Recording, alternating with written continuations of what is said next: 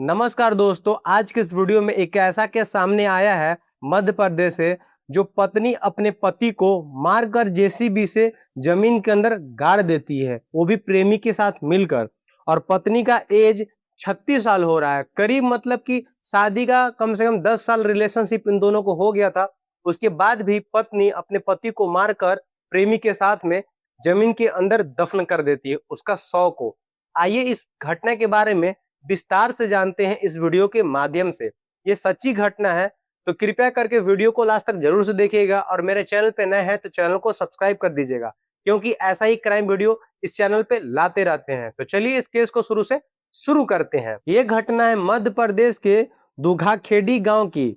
उस गांव में धनराज रहा करते थे, जिनका एज 39 साल हो रहा था और वो एक किसान होते हैं। और उनका शादी धापू बाई से हो जाता है, जिनका एज 36 साल हो रहा था।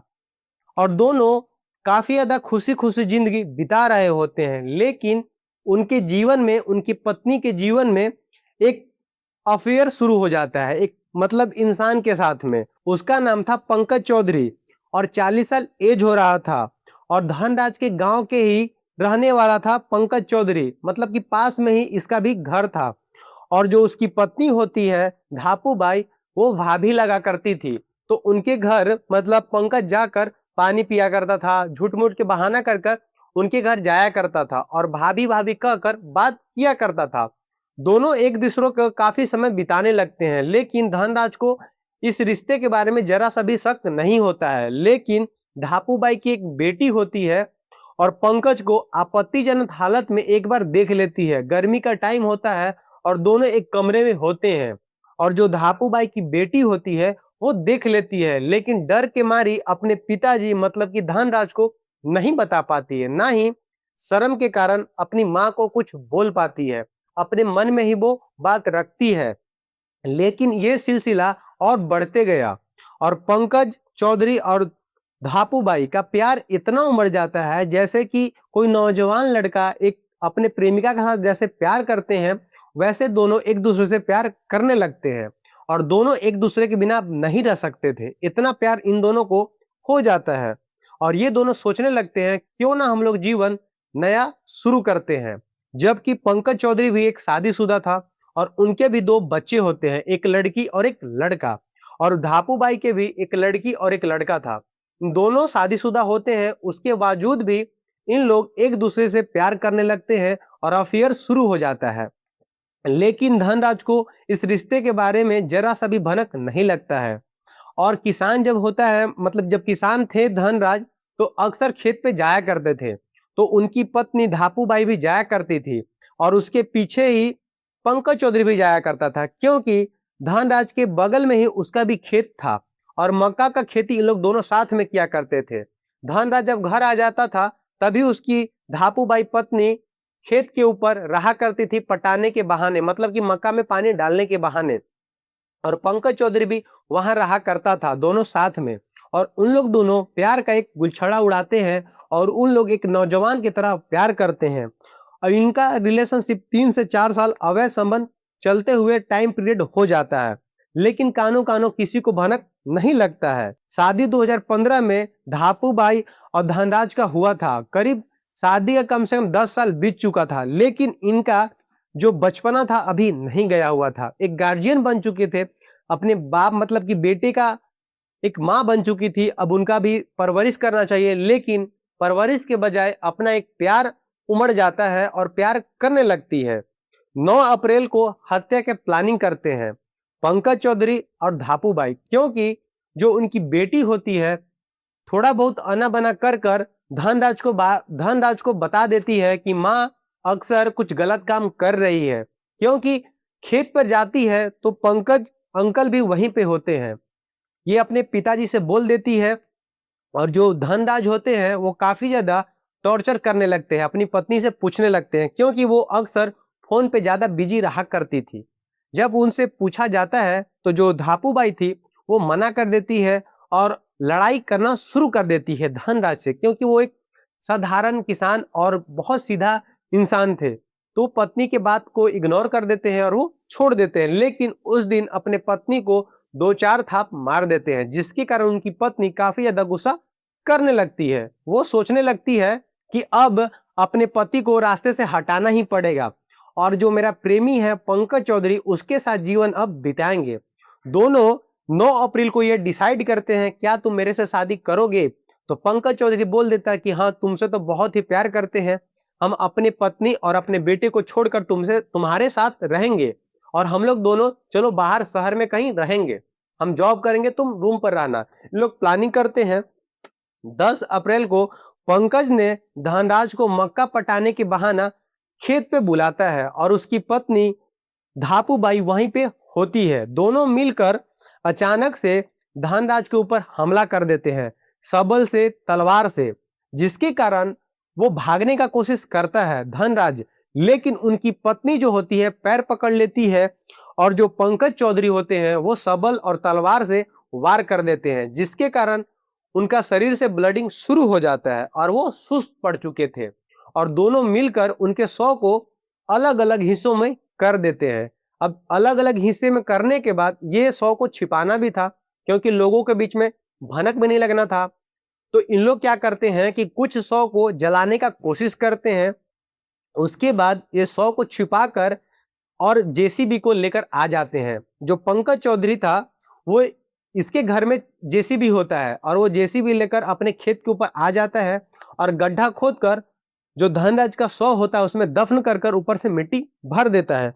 अब दोनों प्लान करने लगते हैं कि धनराज को अगर कोई ना कोई खोजेगा तो उससे पहले क्यों ना हम लोग चलकर पुलिस स्टेशन में गुमशुदगी का रिपोर्ट दर्ज कर देते हैं, जिसके कारण गांव वाले शक भी नहीं करेंगे और पुलिस हम तक नहीं पहुंच सकती है और हम लोग जीवन अच्छे से बिता लेंगे।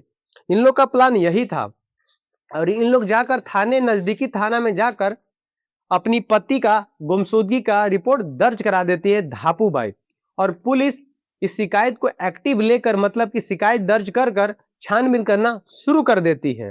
तभी उसकी बेटी मतलब कि धापूबाई की बेटी को पुलिस स्टेशन बुलाकर जो थाना के वहां के दरोगा बाबू होते हैं बुलाकर उससे पूछताछ करने लगते हैं कि तुम्हारे पिताजी आखिर उस दिन कहाँ गए थे? तो उनकी बेटी बोलती है कि पापा 8:30 बजे के करीब घर से निकले थे सुबह सुबह, मम्मी भी उसके पहले निकली थी, दोनों साथ में आगे पीछे गए लेकिन मम्मी घर पे आ गई लेकिन पापा घर नहीं आए हैं। तो पुलिस उनसे पूछती है मतलब कि उनकी बेटी से क्या कोई कुछ ऐसा क्लू बताओ जिसके कारण हम उस कातिल तक मतलब पहुंच सकते हैं।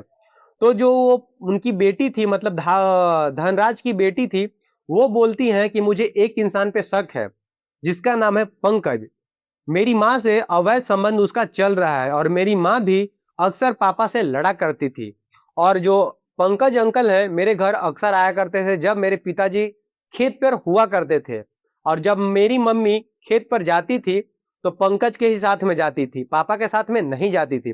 पुलिस को थोड़ा सा क्लू मिल जाता है और पंकज को थाने में बुलाया जाता है, दोबारा बुलाकर, क्योंकि इन लोग तो गुमशुदगी का रिपोर्ट दर्ज कराने चल जाते हैं कि पुलिस को शक का कड़ी मेरे ऊपर ना जाए ना ही धापूबाई के ऊपर। तो पंकज चौधरी को बुलाकर थाने में पूछताछ किया जाता है, उसके बाद उसको छोड़ दिया जाता है। लेकिन पुलिस की निगाहें काफी ज्यादा तेज होता है, उसका जो बयान था उसमें साफ दिख रहा था कि ये झूठ बोल रहा है। पुलिस उसके मोबाइल नंबर को ट्रेस करना शुरू कर देती है और कॉल रिकॉर्डिंग खंगालना और लोकेशन, तो साफ पता चलता है कि जो जो घटना वाला दिन 10 अप्रैल को खेत के पास ही जो पंकज चौधरी का फोन नंबर का लोकेशन मिलता है और पुलिस उस खेत के ऊपर जाकर सर्च अभियान करना शुरू कर देती है और वहां पे डॉग लेकर चले जाते हैं। जो डॉग होते हैं जो एक सुगंधित कुछ ऐसे देने के बाद वो खोदना स्टार्ट कर देते हैं, तो डॉग स्पॉट ले जाकर वहां पे कुत्ते से खुदवाया जाता है और कुत्ता वहां गड्ढे के ऊपर बार बार भौंक रहा था, तो फिर जेसीबी से खोदा जाता है और जो मतलब कि धनराज के 100 गड्ढा खोदने के बाद थोड़ा थोड़ा 100 मिल जाता है, जिसके कारण पंकज चौधरी और धापूबाई को थाने में बुलाकर जो वहां के एसआई होते हैं पकड़कर उनसे कड़ी पूछताछ करने लगते हैं। 13 अप्रैल 2026 को सोमवार के दिन उनको पकड़कर थाने में पूछताछ करना शुरू कर देते हैं। दोनों काफी ज्यादा टूट जाते हैं और अपना जुर्म कबूल कर लेते हैं। वो बता देते हैं कि मेरा 3 से 4 साल का रिलेशनशिप था और जो धनराज है हमारे रिलेशन के बारे में जान चुका था और हम लोग को अलग करना चाहता था, जिसके कारण उसे ही हम लोग अलग कर दिए कि हम एक साथ जिंदगी अपना बिताएं।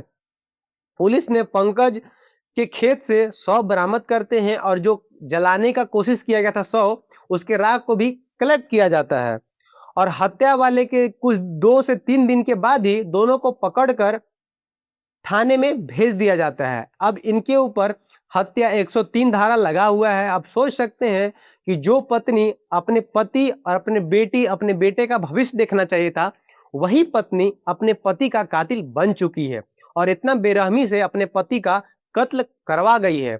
इसके बारे में आपका क्या विचार है? ऐसे पत्नी को कौन सा सजा मिलना चाहिए?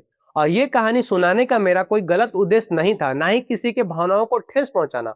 मेरा मतलब ये था कि ऐसे क्राइम करने के बारे में आप बिल्कुल भी ना सोचें, क्योंकि अगर आप ऐसे क्राइम करते हैं तो आपको पुलिस कभी नहीं छोड़ेगी और आपको जेल के हवाला ही होना पड़ेगा, मतलब कि जेल काटना ही पड़ेगा। तो ऐसा कर्म क्यों करते हैं? ऐसा कर्म ना करें और जिंदगी अब बहुत मुश्किल से मिलता है, तो अपना जिंदगी को अच्छे से जिए और परिवार के साथ में रहिए। अगर आप अफेयर करते हैं तो ये पूरा परिवार बिखर जाता है।